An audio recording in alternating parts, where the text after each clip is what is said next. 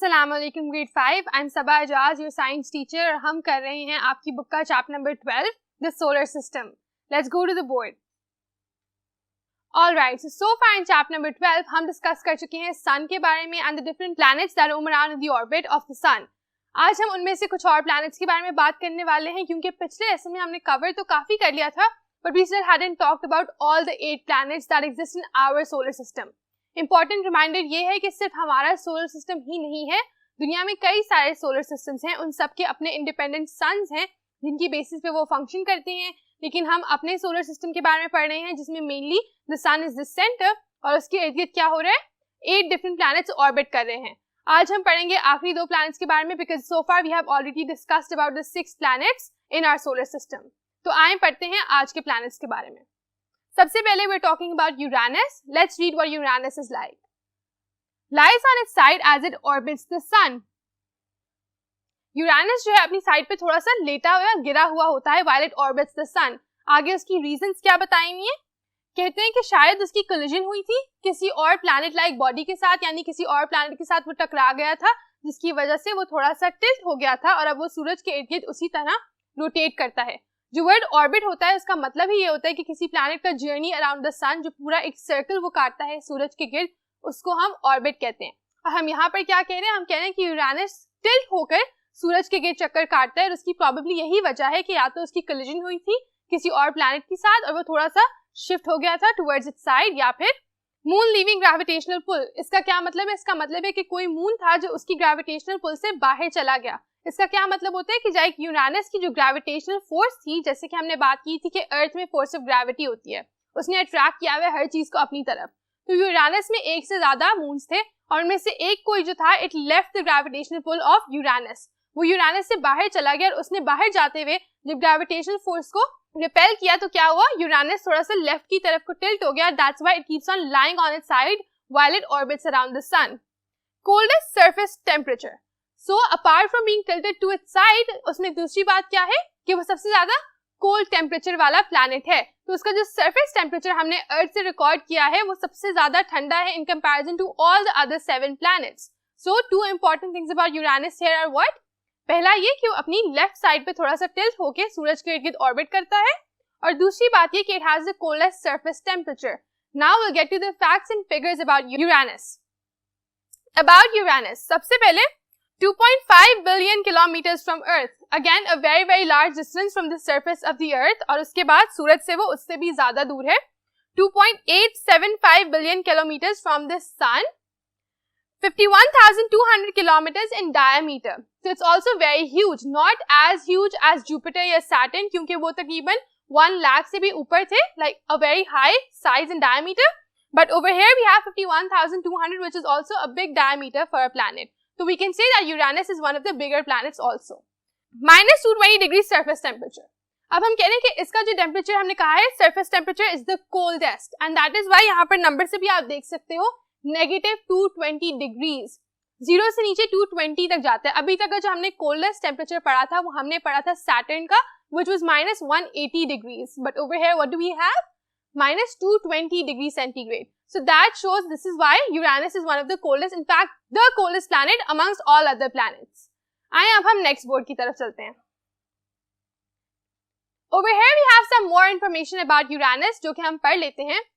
1 year is equals to 84 Earth years. Again, it's such a long time. आपके अर्थ में 84 years, जो कि इंसानों का ऑलमोस्ट लाइफ स्पैन होता है, वो जब गुजरता है तो यूरेनस पे 1 साल होता है। इसका मतलब क्या है कि ये 1 साल is when the entire planet orbits around the sun. जब एक प्लैनेट सूरज का पूरा चक्कर लगा लेता है तो हम कहते हैं कि उसका 1 साल पूरा हो गया। तो अर्थ उतनी देर में 84 राउंड्स लगा लेता है अराउंड द सन, जितनी देर में यूरेनस 1 लगाता है। उसकी वजह से अर्थ के 84 इयर्स यूरेनस का 1 साल बनते हैं। And how long is the day? 1 day equals to 17 hours and 8 minutes. तो अर्थ के डे के हिसाब से उसका दिन काफी छोटा होता है, 17 hours और 8 minutes का डे होता है। अर्थ का डे कितना लंबा होता है? 24, वेरी गुड, 24 आवर्स का होता है, जबकि यूरेनस का एक दिन जो होता है वो सिर्फ 17 hours and some minutes का होता है। तो इसका क्या मतलब होता है? इसकी इम्प्लीकेशन ये होती है कि यूरेनस जो है वो अपने एक्सिस पे बहुत जल्दी घूम लेता है इन कंपैरिजन टू अर्थ। तो अपने एक्सिस पे जब वो रिवॉल्व करता है तो वो जल्दी कर लेता है, 24 आवर्स से भी कम लेता है, लेकिन जब वो सूरज के इर्द गिर्द रोटेट करता है तब वो क्या करता है, It takes 84 times the time that Earth takes. आगे पढ़ते हैं. Gravity into 2 of Earth's gravity. तो बेसिकली जो अर्थ की ग्रेविटी हमने पढ़ी थी 9.8 मीटर्स पर सेकेंड, उसको आप 2 से मल्टीप्लाई कर दो तो वो यूरेनस की ग्रेविटी अप्रोक्सीमेटली उतनी ही बन जाती है. और फिर एटलीस्ट 27 मून्स. तो अभी हम कह रहे थे ना कि उसके कई ज्यादा मून्स हैं जिनमें से एक शायद उसकी ग्रेविटेशनल पुल से बाहर चला गया हो. तो बिल्कुल वही बात हो रही है कि उसके तकरीबन 27 मून्स कम अज कम है, उससे ज्यादा ही है, उससे कम नहीं है. So in that manner we know that Uranus is a planet जिसके कई ज्यादा मून्स हैं and that has a very cold surface temperature. अब हम पढ़ते हैं हमारे लास्ट प्लैनेट के बारे में, Neptune. Existence was assumed before discovery. तो अब नेपट्यून एक ऐसा प्लैनेट है जिसकी जो डिस्कवरी से पहले ही साइंटिस्ट को लगा था कि ये प्लैनेट जरूर एग्जिस्ट करता होगा. उसकी क्या वजह है, उसकी वजह भी पढ़ लेते हैं. Reason for Uranus drift from its natural orbit. तो असल में होता ये था कि यूरेनस जो है अपने एक्चुअल ऑर्बिट यानी जो उसकी एक्चुअल मूवमेंट अराउंड द सन है उससे शिफ्ट हो जाता था. वो थोड़ा सा ड्रिफ्ट कर जाता था, उसका डायरेक्शन चेंज हो जाता है या उसका एंगल चेंज हो जाता था. तो साइंटिस्ट को लगता था कि कोई और बॉडी है जो इसकी मूवमेंट को इफेक्ट करिए, कोई और ऐसा प्लैनेट है जो यूरेनस की मूवमेंट को हिंडर या फिर ऑल्टर करता है, चेंज करता है. तो फिर उन्होंने एनालाइज किया कि जरूर यहाँ पर कोई ना कोई प्लैनेट या कोई ना कोई ऐसी प्लैनेट लाइक बॉडी एग्जिस्ट करती है. And eventually they were able to find out कि हाँ एक प्लैनेट है और उन्होंने उसको क्या नाम दिया, नेपट्यून का नाम दिया. तो इसकी एग्जिस्टेंस का उसके मिलने से पहले ही उनको अंदाजा था कि हाँ प्लैनेट है जरूर, लेकिन काफी सालों बाद फिर उन्होंने एक्चुअली इसको डिस्कवर किया and then they find out कि हाँ yes Neptune is the planet जिसकी वजह से यूरेनस जो है वो ड्रिफ्ट कर जाता है अपने एक्चुअल ऑर्बिट से. नेपट्यून के बारे में भी फैक्ट्स पढ़ लेते हैं. 4.4 बिलियन किलोमीटर्स फ्रॉम अर्थ से काफी डिस्टेंस है. 4.5 billion kilometres from the sun, again a large distance. 49,528 kilometres in diameter, almost as big as Uranus, बिल्कुल तकरीबन उतना ही साइज है. 210 डिग्री सेंटीग्रेड सरफेस टेम्परेचर. तो अगेन -210 डिग्री सेंटीग्रेड इसका सरफेस टेम्परेचर जो रिकॉर्ड किया गया है वो है नियरली उतना ही है जितना यूरेनस का है, लेकिन इससे थोड़ा सा ज्यादा है. यूरेनस का -220 था, इसका -210 है. तो नेगेटिव नंबर्स में जितना कम होता है basically temperature is that high, क्योंकि वो 0 से उतना ही कम नीचे होता है. I might have confused a little here, लेकिन अगर आप मैथ की टीचर से पूछोगे या इंटीजर्स को एक्चुअली स्टडी करोगे तो यू विल अंडरस्टैंड कि ये जो टेम्परेचर है ये -220 से ज्यादा है. 1 year is equals to 165 Earth days. तो अब इसका ईयर जो है that is much shorter in comparison to the earth year.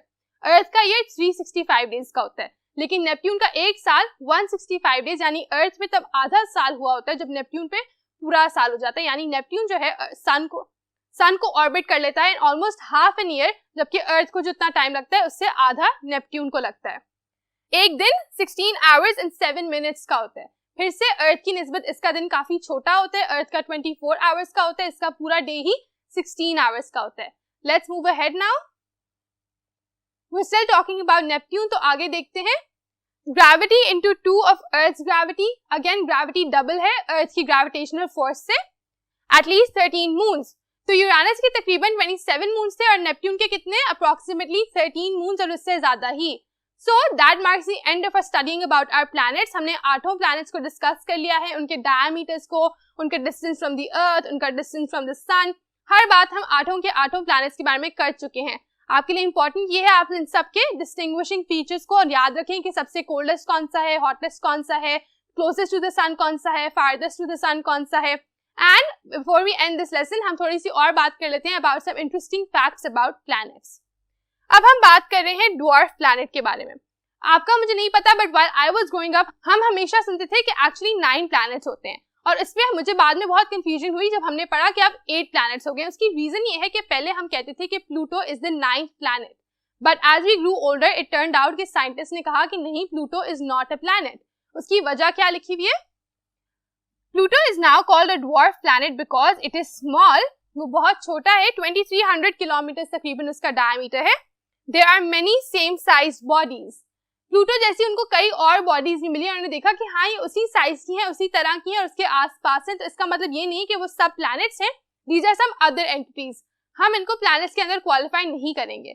So that's why Pluto was removed from the surface of the planets. Now we are gonna be doing an activity जो आप ही की book में दी हुई थी, which is place the planets in order of closest to farthest from the sun. क्या करना है आपने डिसाइड करना है कि प्लैनेट्स जो है सबसे करीब कौन सा है सूरज के, सबसे दूर कौन सा है सूरज के.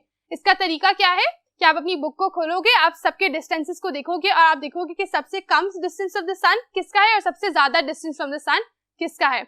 मैंने यहाँ पे आपके लिए आंसर बता दिया, लेकिन उससे पहले आप खुद सॉल्व करो, खुद से सबको ऑर्डर में लिखो and then come back and see what my answer is. Have you all solved it? आपने सबने प्लेस कर लिया है क्लोजेस्ट टू फारदेस्ट के ऑर्डर में सारे प्लैनेट्स को?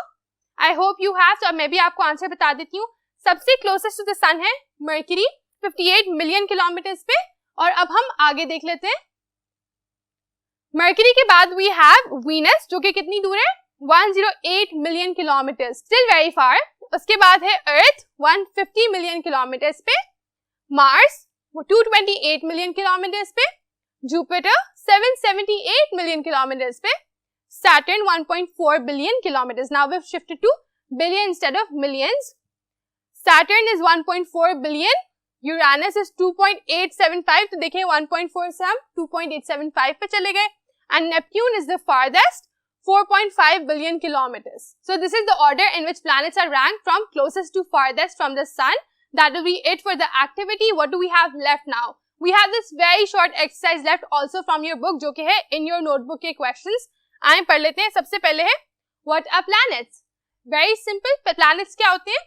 Planets होते हैं terrestrial bodies जो sun के इर्द गिर्द rotate करती हैं। Basically it can be any terrestrial body, celestial body, जो कि What are planets? Planets are basically celestial bodies जो कि किसी भी स्टार के इर्द गिर्द रोटेट करती हैं। हमारे सोलर सिस्टम में वो स्टार जो है वो सन है, उसके इर्द गिर्द सारे प्लैनेट्स जो है वो रोटेट करते हैं। आप इसकी डेफिनेशन को लिख सकते हैं, बुक से पढ़ के भी देख के लिख सकते हैं, गूगल से भी देख के लिख सकते हैं, but it's very simple.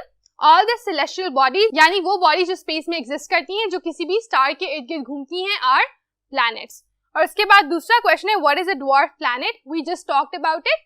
Dwarf planet होता है जो ऑलमोस्ट प्लैनेट होता है लेकिन उसका साइज बहुत छोटा होता है, जिसकी वजह से आप उसको एक्चुअली प्लैनेट में क्लासिफाई नहीं करते हो। और इसकी एग्जांपल क्या थी?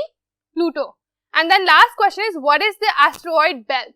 अब ये बात मैंने यहाँ पर आंसर में इसलिए मेंशन की है क्योंकि हमने चैप्टर में अभी तक इसके बारे में बात नहीं की, लेकिन ये पेज नंबर 101 में आप ही की बुक पे लिखी हुई है in the side did you know वाले बॉक्स में। तो अब मैं आपको बता देती हूँ कि एस्टेरॉयड बेल्ट जो होती है वो होती क्या है। Asteroids are rocks in space. तो एस्टेरॉयड क्या होते हैं? A rock in space is called an asteroid. They can be as small as a stone, तो हमारे पत्थरों जितना छोटा भी हो सकता है, और 1000 kilometers in diameter, तो बहुत बड़ा यानी 1000 किलोमीटर डायमीटर तक भी जा सकता है, जो कि काफी बड़ा, ऑलमोस्ट प्लैनेट से थोड़ा छोटा ऑब्वियसली, लेकिन फिर भी काफी बड़ा एक रॉक बन जाता है। सो 1000 किलोमीटर तक इसका डायमीटर जा सकता है। एस्टेरॉयड बेल्ट जो होती है basically, the asteroid belt orbits the sun between Mars and Jupiter. तो मार्स एंड जुपिटर के दरमियान एक एस्टेरॉयड बेल्ट जो है वो सूरज के इर्द गिर्द घूम रही है, उसको ऑर्बिट कर रही है। एस्टेरॉयड बेल्ट से मतलब ये है कि ढेर सारे स्टोन्स हैं which are in the shape of a belt and they go around the sun in between Mars and Jupiter. So that is an asteroid belt, उसको हमने नाम दिया हुआ है और इसकी पूरी की पूरी एक्सप्लेनेशन जो है वो आप ही की बुक के पेज पे लिखी हुई है। तो आप उसको देखें, आप इस एक्सरसाइज को कंप्लीट करें अच्छे से। आई होप आपको ये लेसन अच्छा लगा होगा, समझ में आया होगा। प्लैनेट्स के बारे में पढ़ना बहुत ही इंटरेस्टिंग होता है अगर आप फोकस से पढ़ो। So that's it for our lesson today. I'll see you in the next class, inshallah. Allah Hafiz.